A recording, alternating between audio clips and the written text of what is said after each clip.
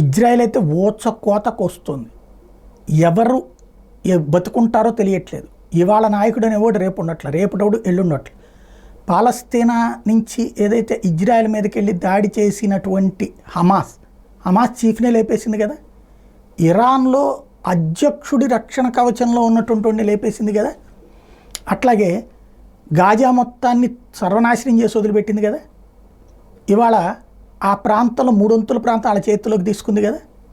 చివరికి ఆ ప్రాంతాన్ని పాలస్తీనా చేతుల్లో కాకుండా అరబ్ దేశాలు వచ్చి పరిపాలించుకోండి అని చెప్తుంది కదా.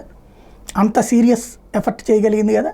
హమాస్ వాళ్ళు చివరికి ఇప్పుడు చెట్టుకొకళ్ళు పుట్టకొకళ్ళు మారిపోయారు కదా.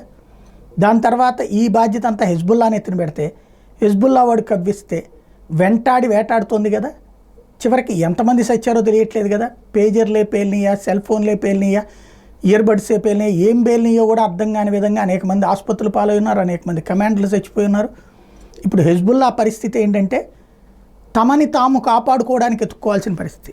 హమాస్ మ్యాక్సిమం 100-80% లేచిపోయింది. ఇప్పుడు హెజ్బుల్లా ఎంత లేచిపోతుందో తెలియదు. అది ఇజ్రాయెల్ అన్నటువంటి విషయం వాళ్ళకి ఇప్పుడు అర్థమవుతుంది.